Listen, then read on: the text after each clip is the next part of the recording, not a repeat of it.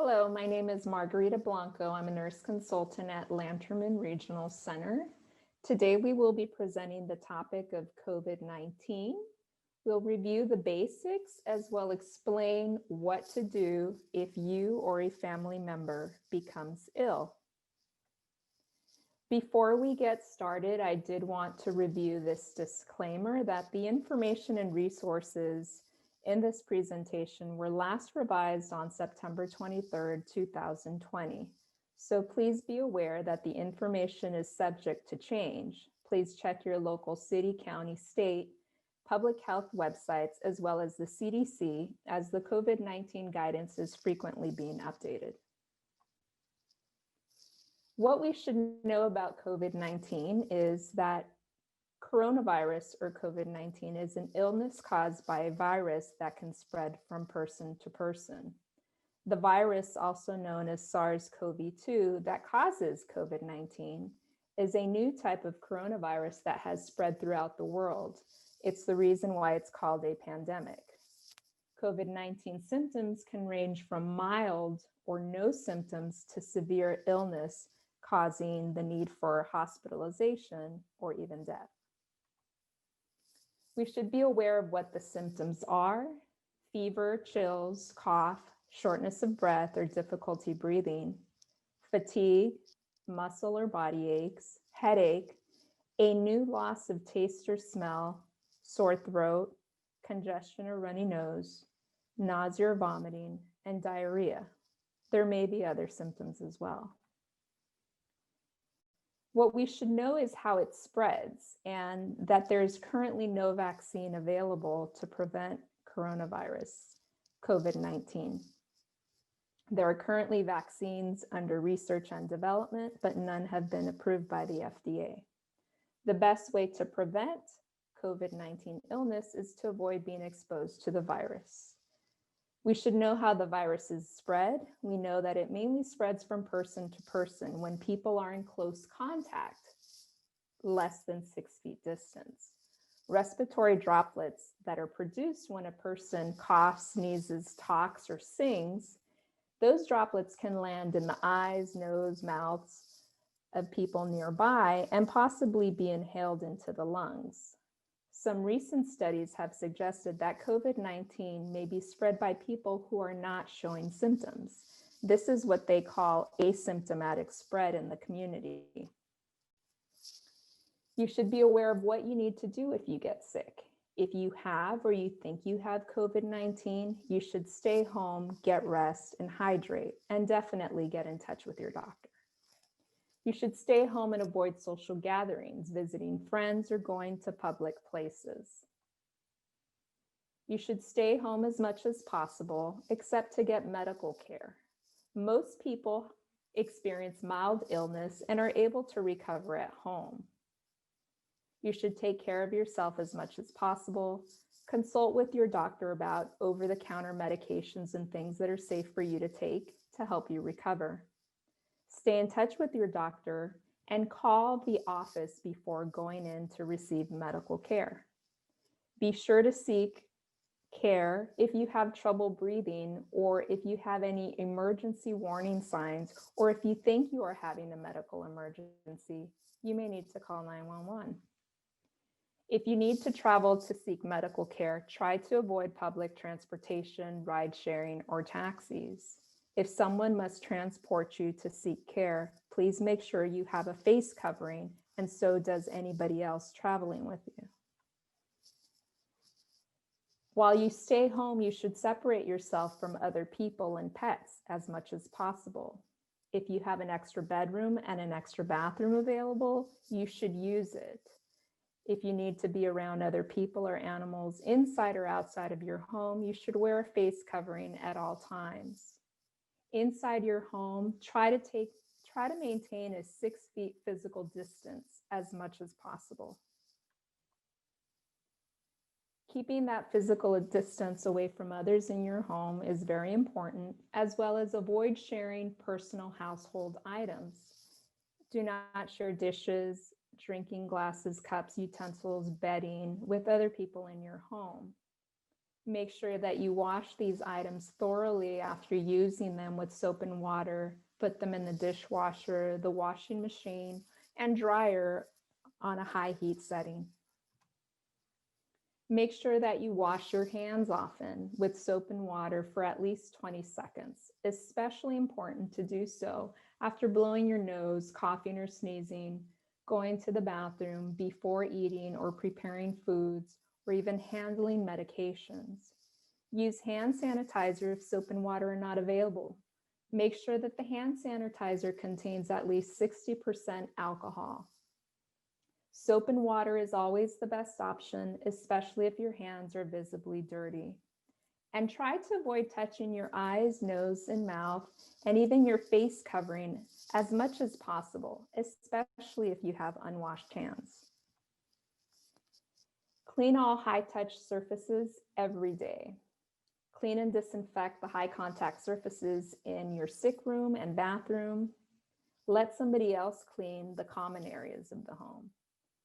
If you can't clean your own bathroom or bedroom and a caregiver or another person needs to clean the sick person's room, they should do so only on an as-needed basis.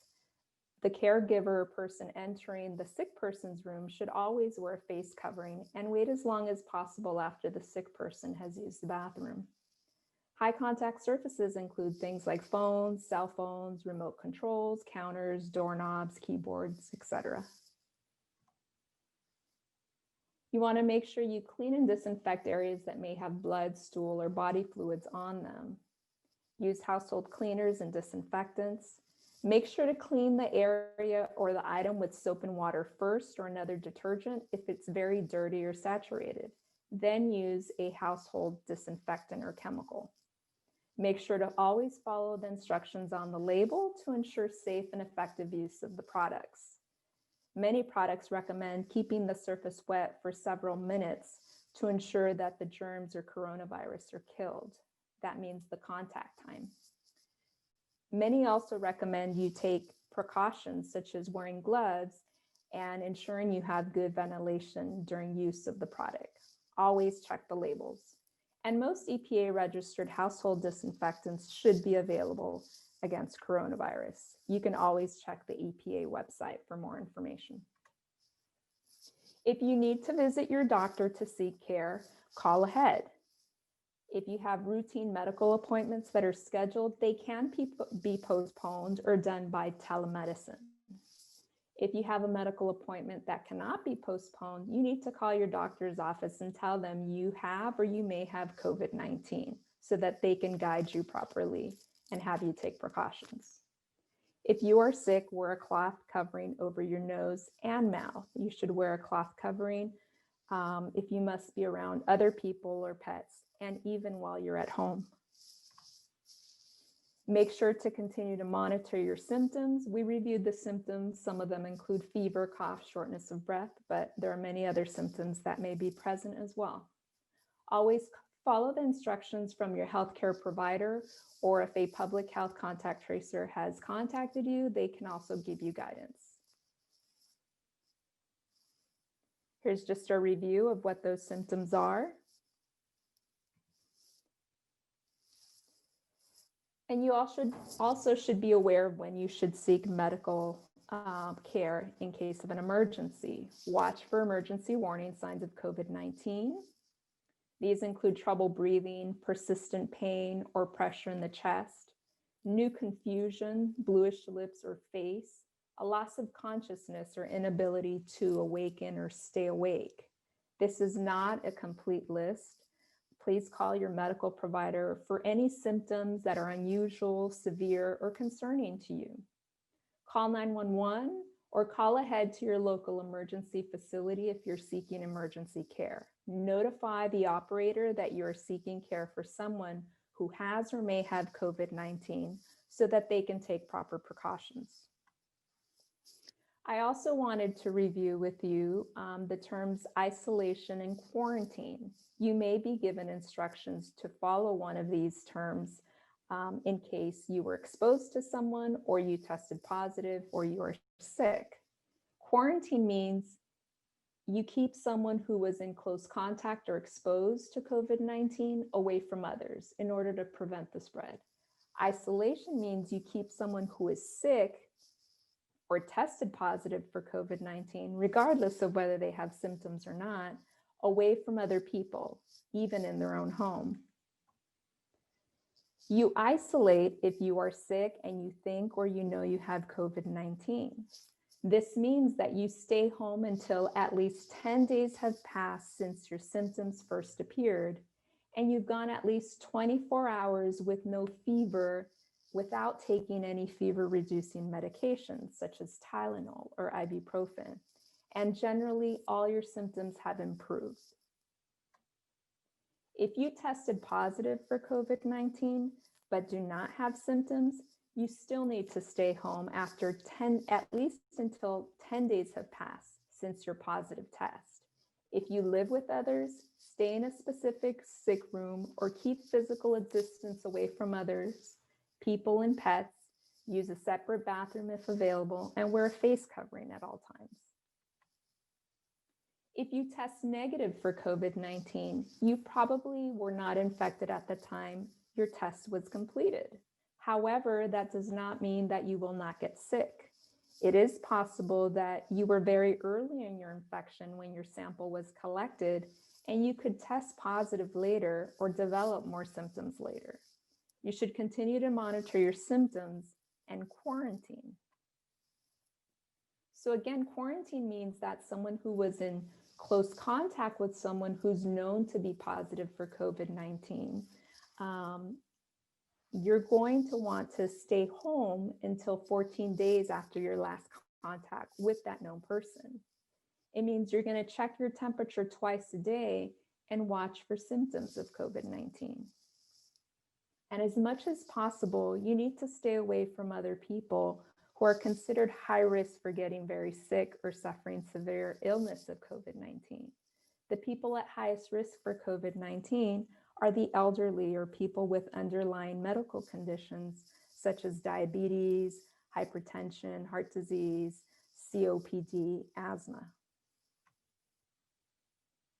If you have COVID-19 and tested positive, a public health worker may call you to check on you and find out who you've been in contact with. This is contact tracing, so please answer that phone call. They will check on your symptoms and ask you to stay home and self-isolate if you are not doing so already. Your name will not be shared with those you came in contact with. They are also available to provide you with resources on how you can manage your illness or resources for care. If you have tested positive but have not received a call from a contact tracer yet, please call 1-833-540-0473. The line is available from 8 a.m. to 8:30 p.m. 7 days a week. I also wanted to share with you medical resources for COVID-19 testing and also for healthcare. For any questions related to your health, or if you think you or a member of your family may have symptoms of COVID-19, please call your doctor first. They can help you determine if you need to be tested for COVID-19. They generally should be able to offer you a test in their office or guide you to a location in the community where you can get a test. You can also call LA County's 211 if you are concerned with your health and you think you have COVID-19, especially if you need help finding a doctor, a healthcare provider, or finding a test location in the community. They can also assist you with other community resources for food and job loss. To find a free testing location in your community, you can find free testing sites that are either walk-up or drive-through. There are also a few pop-up sites available. Please click on the following links or visit lacounty.gov testing. There's also the MediNurse line. If you have Medi-Cal or if you have no insurance, you can use this hotline. They will help you connect with resources, particularly if you need to see a doctor for testing and treatment, or if you want to apply for health insurance. The MediNurse can help you understand whether your symptoms might be related to COVID-19. They can give you guidance on how you can take care of yourself at home, and also provide you with information in your area for county level resources, and also where you can apply for health insurance. Here's some additional information and the phone number for the MediNurse line. It's toll free. It's 1-877-409-9052. If you have safety concerns at work related to COVID-19, you can make an anonymous complaint to LA County Public Health. All workplaces are required to implement physical distancing, provide you with appropriate protective equipment, including face coverings, and they must follow infection control practices in the workplace.